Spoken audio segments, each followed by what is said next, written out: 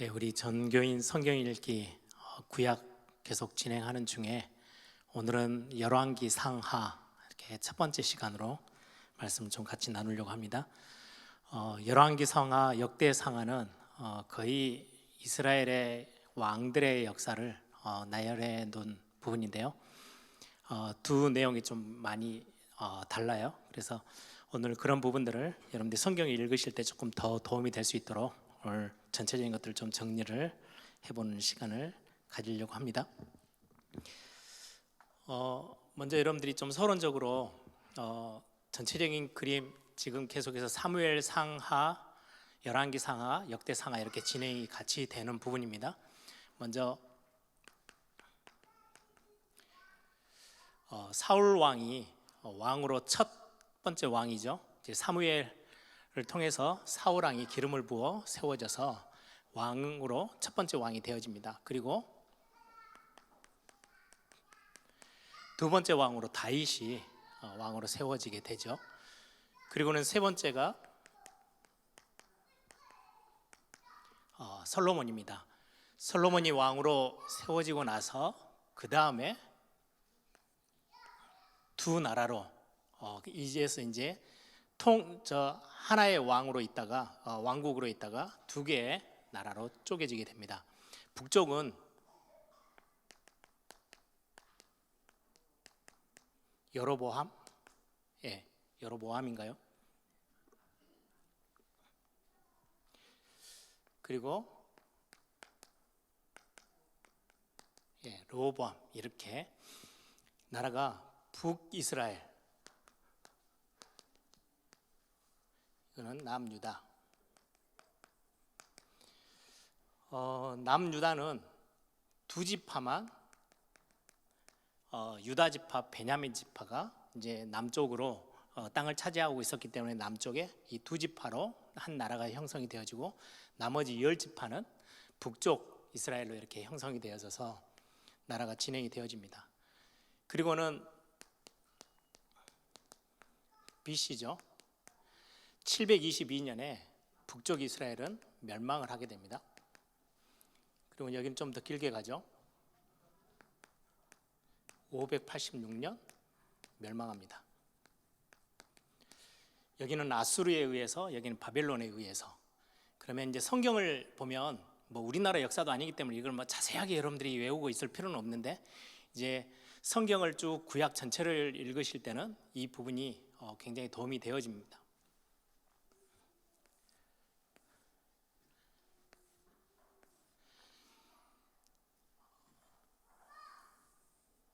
보시면 여기는 이제 성경의 사무엘 상이 거의 사울 왕에 대한 기록으로 쓰여져 있고요. 여기는 사무엘 하. 그리고는 이제 솔로몬부터 시작해서 이스라엘, 북이스라엘이 멸망하는 데까지가 우리가 같이 함께 볼 열왕기 상에 기록되어져 있습니다. 그리고는 남쪽 유다, 이제 마지막 남쪽 유다 멸망까지가 열왕기 하에 기록되어져 있고요. 이렇게가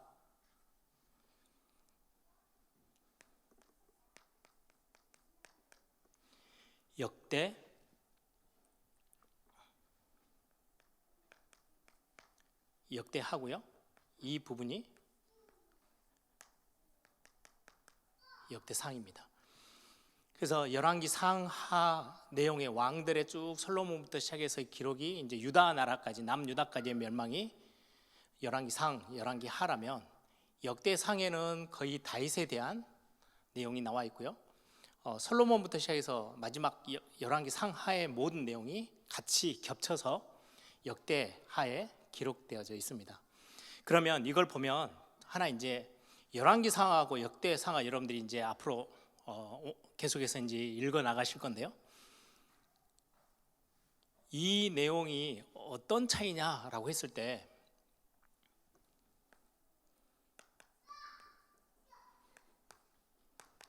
열왕기서 그리고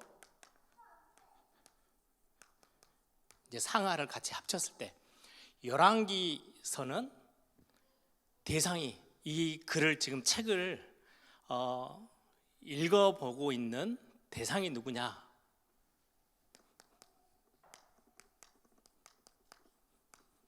포로 시대, 포로로 잡혀가 있는 많은 유대인들을 대상으로 그들에게 읽을 거리로 던지는 메시지입니다. 그리고 역대서는 같은 내용, 똑같은 왕들에 대한 기록인데 역대서는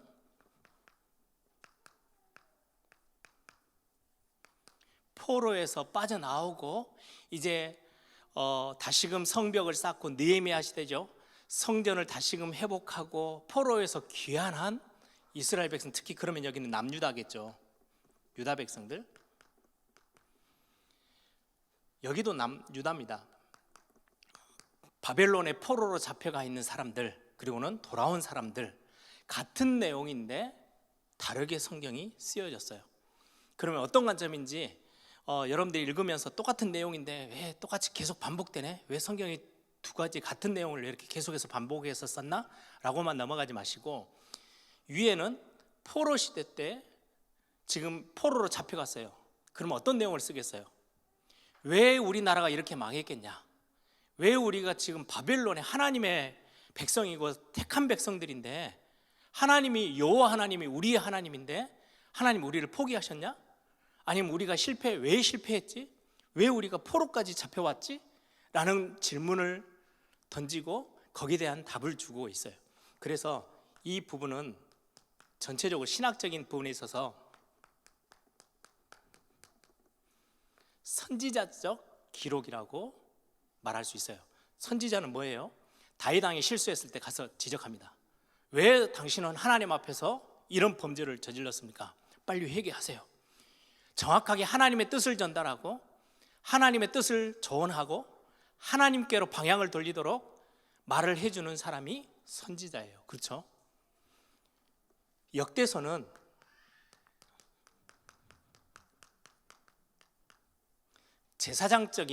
제사장이 기록, 실제로 열왕기서는요, 이름이 안 밝혀져 있지만 선지자들 중에 한 사람이 전체 편집해서 글을 썼을 것이다 라고 예측을 합니다.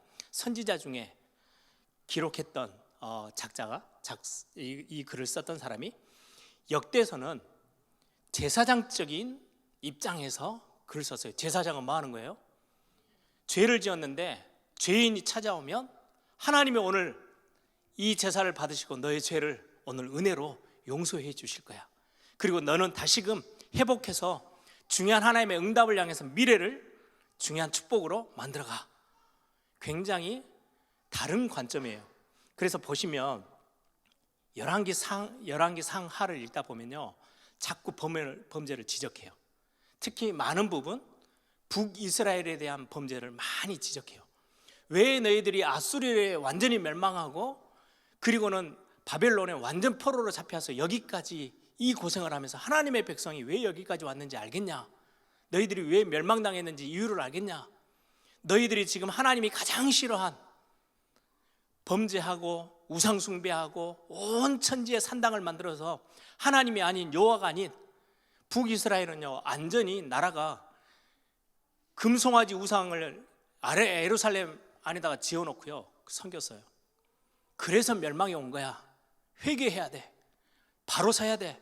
너희들이 다시금 하나님께로 방향을 맞춰야 돼 라는 부분들을 설명하려고 글을 썼기 때문에 굉장히 잘못된 거, 다르게 갔던 거, 그런 부분들을 막 지적해요. 선지자적인 어떤 시각으로.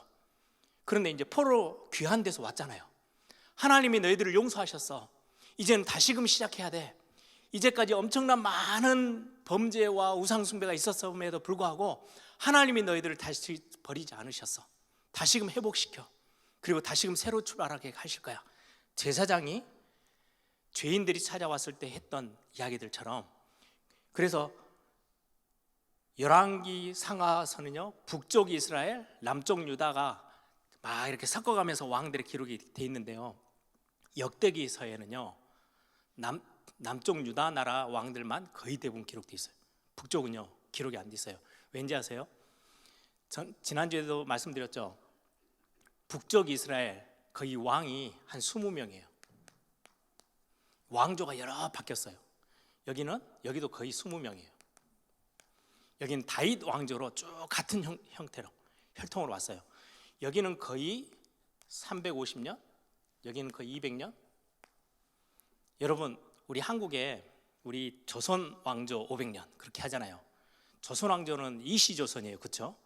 이시라는 혈통에 따라서 500년을 유지했다. 어마어마한 거예요.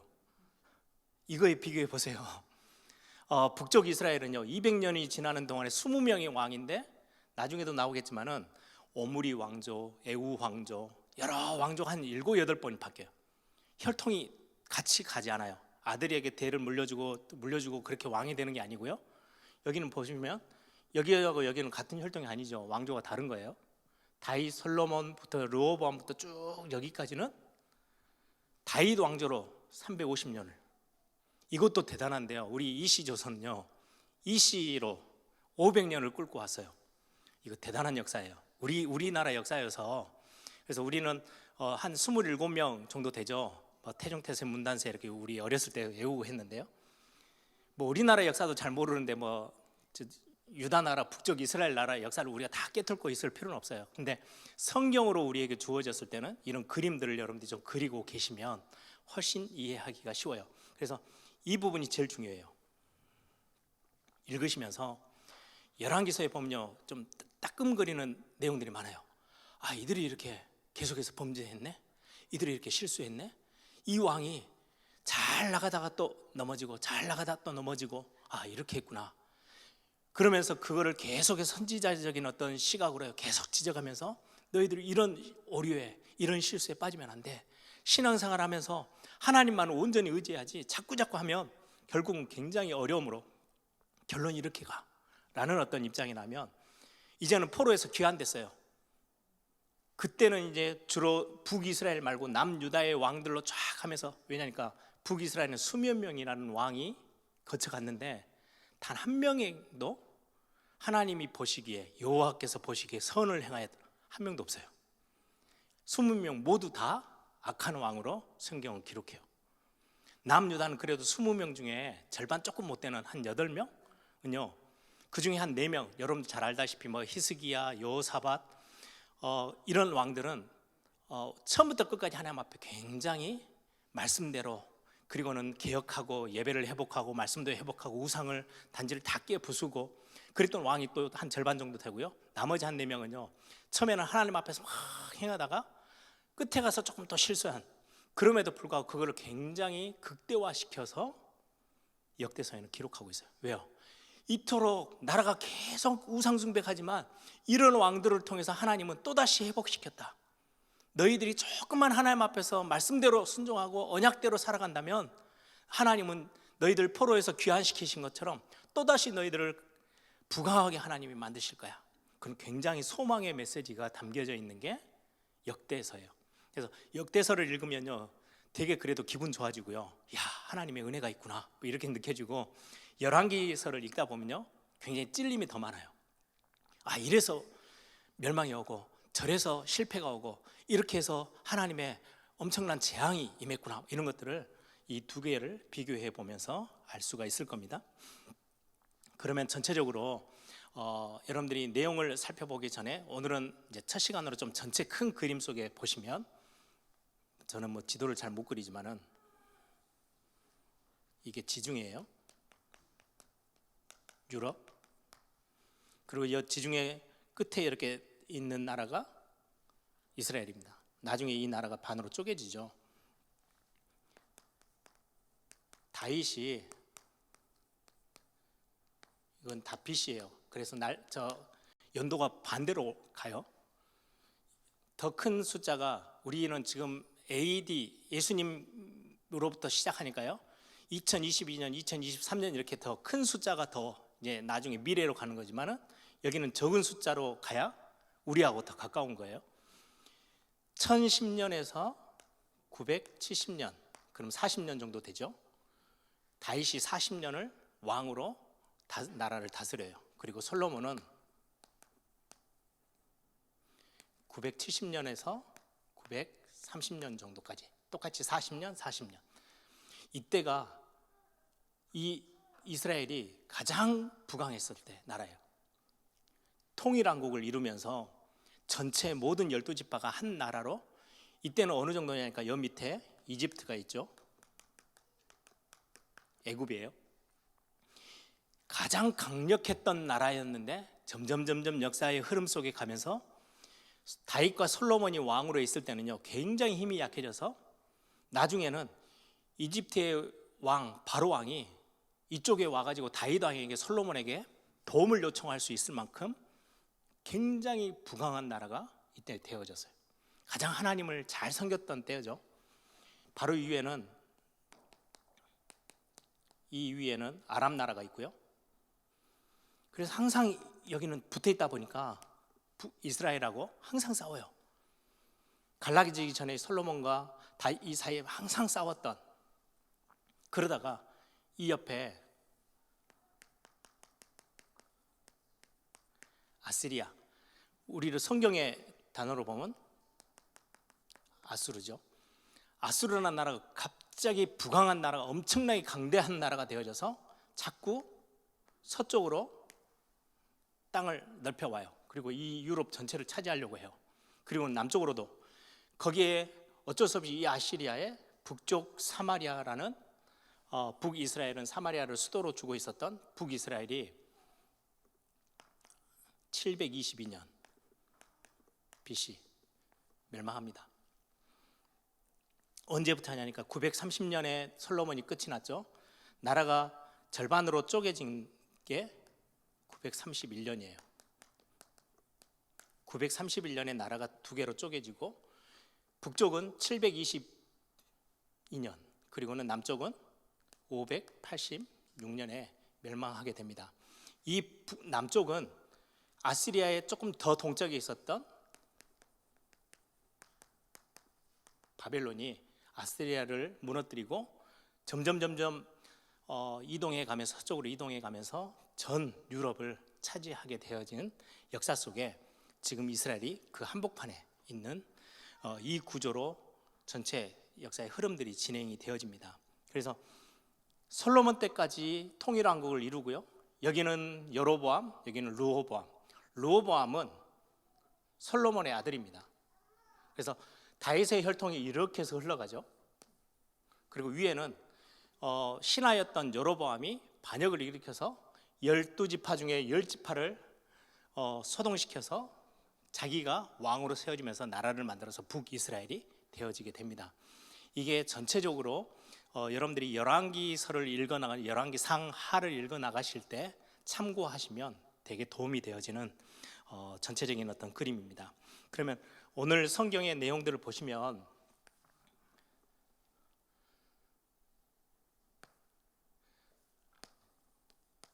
열왕기상 1장부터 11장까지 나눠지고요. 그리고는 왕상 12장부터 왕하 17장까지, 그리고는 17장부터 25장까지, 이렇게 세 단계로 내용들을 조금 구분할 수 있습니다. 여기는 말 그대로 다윗과 솔로몬 역사를 기록하면서요, 통일 왕국에 대한 내용이 1장부터 11장, 이제 다윗이 거의 죽고 솔로몬 중심으로 왕국이 점점 커지고, 거기에서 성전도 짓고, 많은 역사들이 이제 여기 통일 왕국의 어떤 상황 속에서 기록된 게 열왕기상 1장부터 11장이고요. 열왕기상 12장부터 열왕기 하로 넘어가서 17장까지는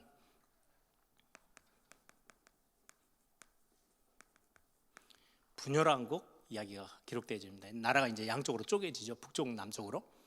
그리고는 여기는 17장에서 북이스라엘은 아수르라는 나라에 멸망한 기록이 이제 17장입니다. 분열왕국이 끝이 나고 이제 남아 있는 거는 남쪽에 있는 남유다 왕국. 남유다 왕국이 17장부터 25장까지 열왕기 하에 기록되어져 있습니다. 이제 이 내용들이 우리가 읽어 나가야 될 열왕기 상하서의 전체적인 내용이고요. 여러분들 이제 이 내용들을 쭉 지켜보시면서 이 안에는 분열왕국 시대에는 세 단락으로 좀 잠깐 나눌 수 있어요. 12장에서 16장까지는 왕국이 어떻게 쪼개졌다, 뭐 이런 어떤 분열왕국에 대한 이야기가 나오고요. 그리고는 16장부터 여기는 와 10장까지는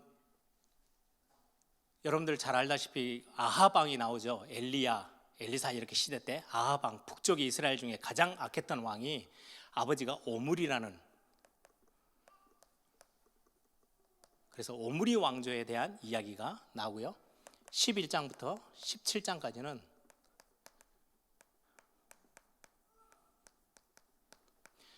예후라는 하나님이 엘리야에게 그렇죠. 엘리사를 세워라. 그리고 에후를 내가 왕으로 세우겠다. 그래서 이 에후 왕조가 세워지면서 오므리 왕조의 아합 왕을 완전히 그 자녀들까지 다 멸하는 상황들이 생기죠. 그래서 에후 왕조에 대한, 그리고부터 북이스라엘의 멸망까지가 17장까지 이렇게 기록되어져 있습니다. 세 단락으로 어느 정도 나눠지게 되죠. 대충 이거는 성경 읽으시다 보면 흐름들이 좀 잡힐 거고요. 오늘 이제 전체적으로 좀 결론적으로 전체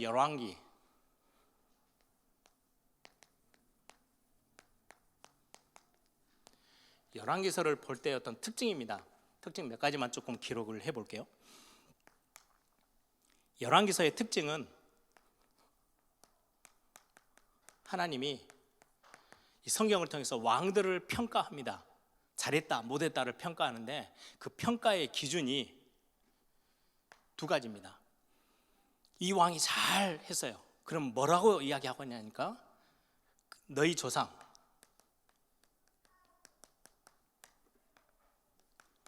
다윗 왕의 길을 따랐던, 여호와께 순종하고 여호와가 보시기에 정직히 행하였던 사람들이 다윗 왕의 길을 따랐다.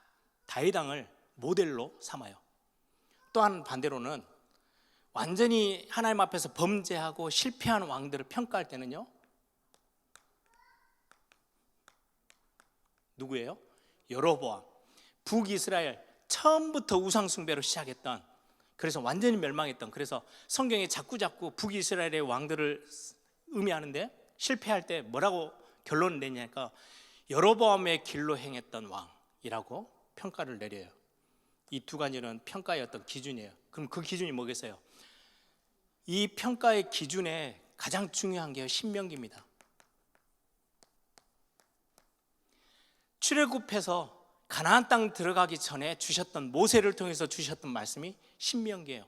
신명기서에 그 메시지가 나오죠. 우리 렘넌트들에게 항상 하는 메시지죠.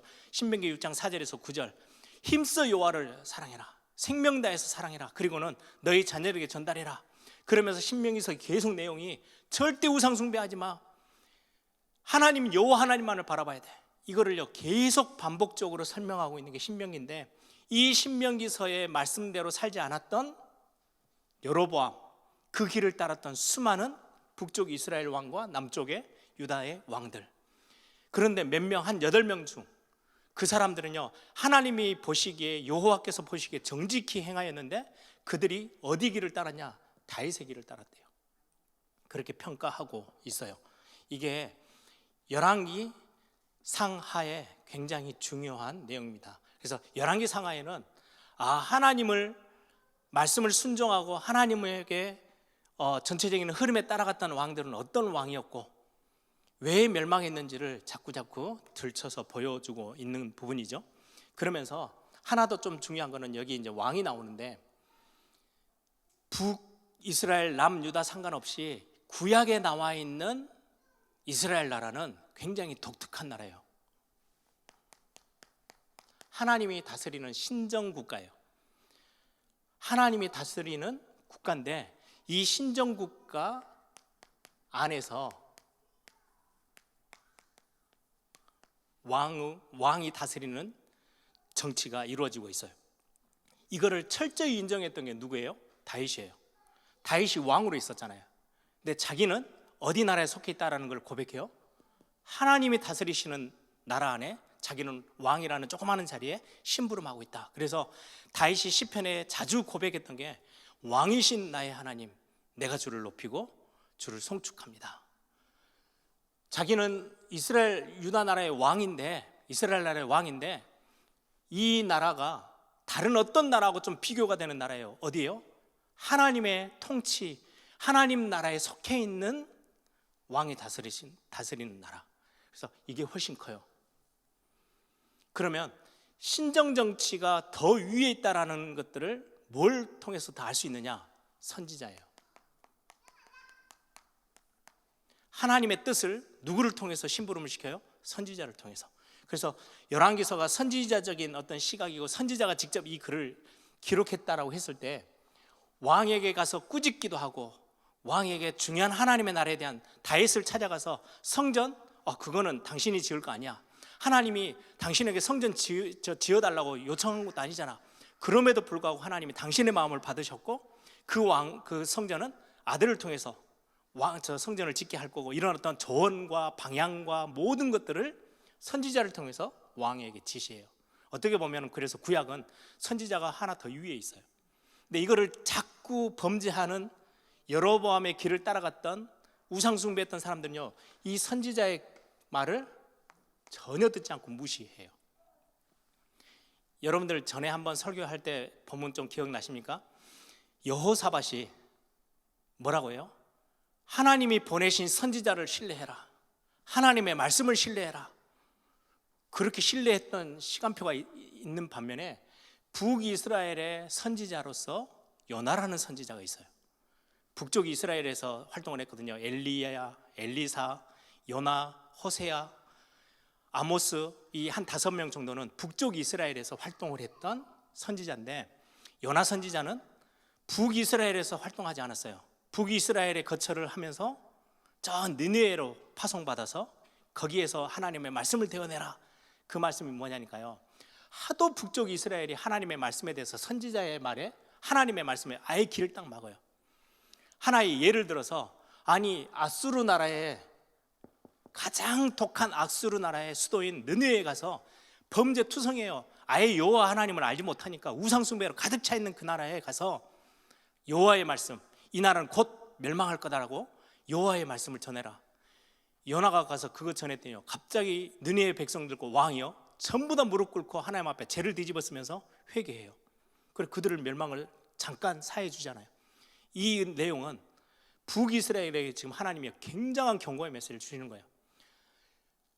할례 받지도 못한 저 이방인 느느웨 백성, 저렇게 죄악이 간영했던 도시인데도 하나님의 음성에 반응을 했을 때 하나님은 다 용서해 주셨어.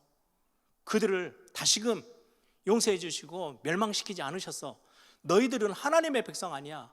그런데도 왜 선지자의 말을 전혀 듣지 않고 있냐. 지금 이거를 굉장한 메시지로 느느웨라는 어떤 하나님의 도구를 사용해서 하나님의 말씀을 전하고 있는데도 불구하고 북이스라엘은 끝까지 하나님의 말씀을 단 한 명의 왕도 듣지 않습니다. 결국은 멸망합니다. 이런 어떤 내용이 전체적인 어떤 내용의 비밀이고요. 열왕기 상하 기록했던 목적을 보면요, 하나님의 언약, 특히 신명기를 통해서 주셨던 언약을 얼마만큼 잘 지키는지. 그래서 예루살렘이 결국은 멸망하고 완전히 포로로 잡혀가고 다 끝이 나버렸는데 왜 그렇게 멸망하게 되어졌는지의 어떤 근본을 여기에서 찾도록 하나님의 말씀을 기준으로 두지 않고 세상의 사사기처럼 똑같이 자기의 소견대로 뛰었던 나라들은 다 멸망하고 결국은 굉장한 어려움이 찾아왔다라고 성경은 경고하고 있으면서도, 그러면서도 굉장히 미래에 대한 희망과 소망을 제시합니다. 성경 한번 찾아볼까요? 열왕기 하 제일 마지막 장입니다. 25장. 열왕기하 25장 27절에서 30절입니다. 열왕기 상하 마지막, 이거는 한 권의 책이었거든요. 처음에는 한 권의 책이었는데 헬라어로, 히브리어가 헬라어로 번역되어지면서 너무 길어서 절반을 쪼개서 열왕기 상 그리고 열왕기 하 이렇게 만들었어요. 그래서 한 권의 책의 마지막 결론이 뭔지를 우리 같이 한번 읽어보겠습니다. 마지막 열왕기하 25장 27절에서 30절 같이 함께 읽겠습니다.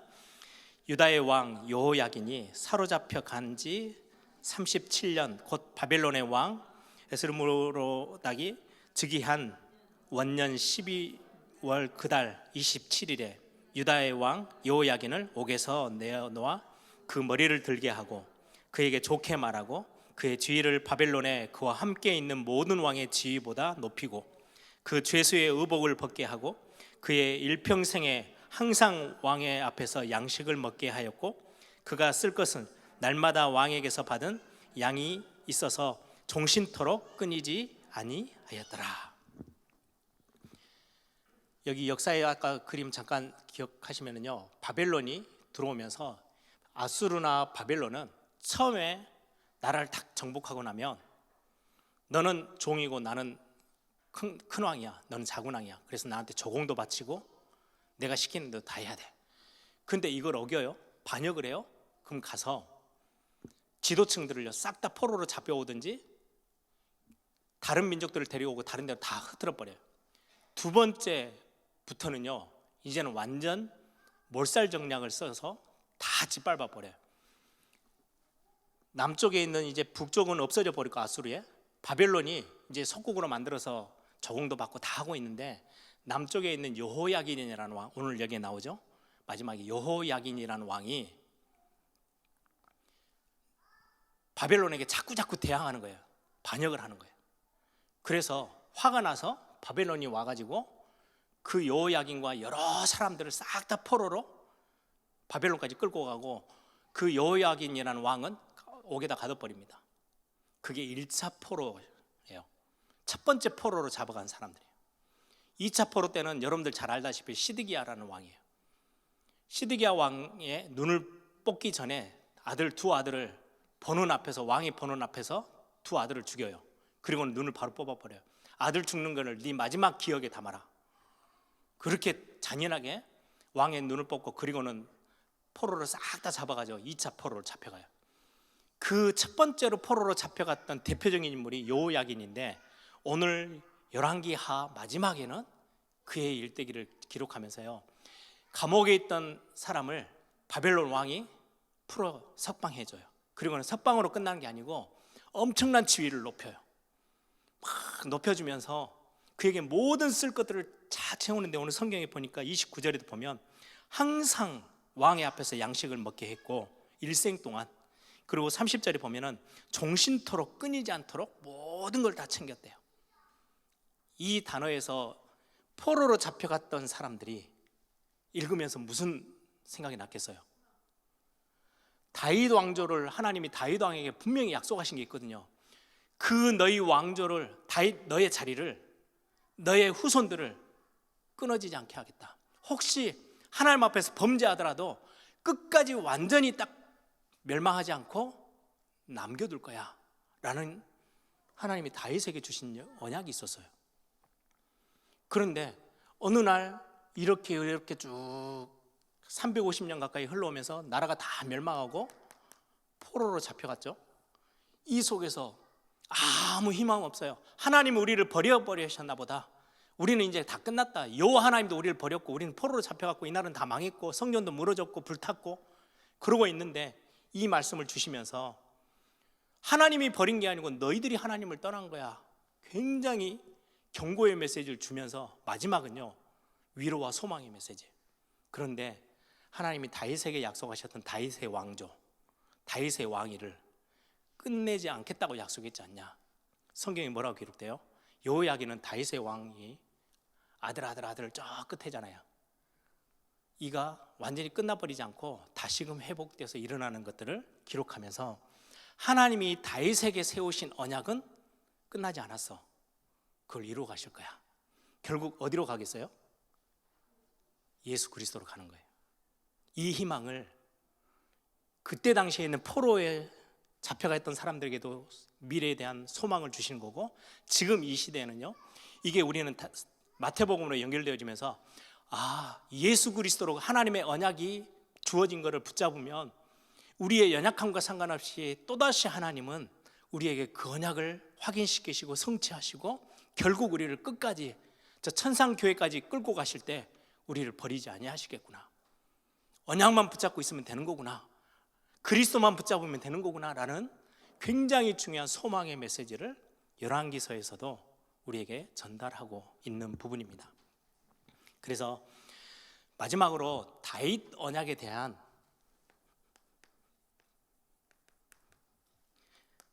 다윗과 맺었던 언약은 굉장히 중요해요.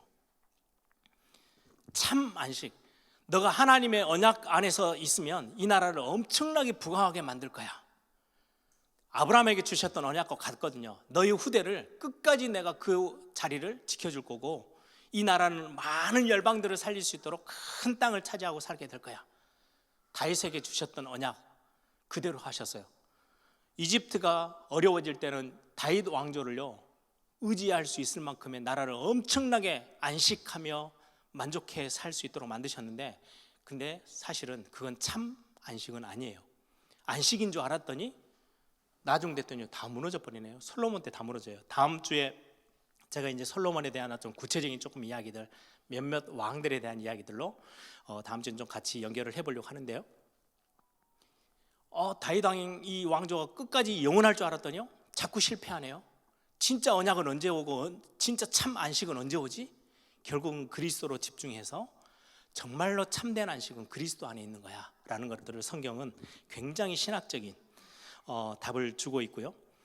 하나님의 임재를 상징하는 다윗 왕조, 이 유다 나라 왕국은 영원할 거야. 어떤 전쟁에서도 하나님이 함께 하시면 절대 지지 않아 라고 했는데, 이거는 무조건적인 축복이 아니에요. 조건적인 축복이었어요. 너희들이 만약 하나님을 언약을 놓쳐버리면 이 축복은 없어져. 너희들의 상관없이, 너희들의 실수와 너희들의 연약함과 상관없이 무조건 축복을 부으실 거야, 이게 아니고요. 너희들이 언약을 붙잡으면 안식에 대한 축복, 전쟁에 대한 승리, 이 땅에서의 승리의 축복은 그때서야 주어지는 거야. 그런데 너희들이 말씀을 놓쳐버리고 자꾸 헌눈팔면 굉장히 세상에서 자꾸 실패를 경험하게 돼. 그래서 무조건적인 승리를 이 땅에 사는 저와 여러분에게 주신 게 아니고요, 싸우라는 거예요. 그리고 말씀을 붙잡으라는 굉장히 중요한 조건적인 언약의 메시지도 담고 있어요.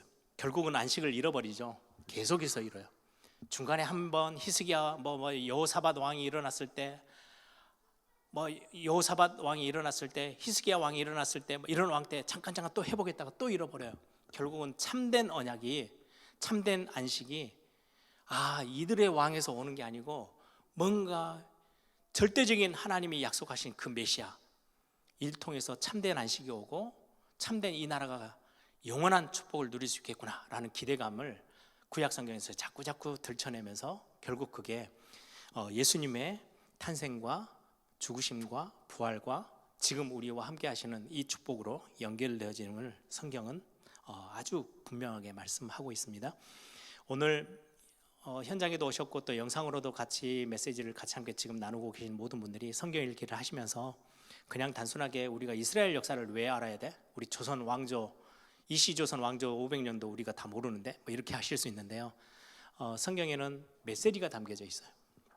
그래서 그 메시지를 여러분들이 조금 담으시고 성경을 읽으시면서 열왕기서를 읽으면서는 우리가 이런 방향으로 내 삶의 방향이 틀어지면 실패가 오는 거구나, 우리가 올바르게 하나님의 말씀 중심으로 서야 되는 거구나 라는 것들을 발견하면 나중에 역대기서에 한 번 더 언급을 하겠습니다.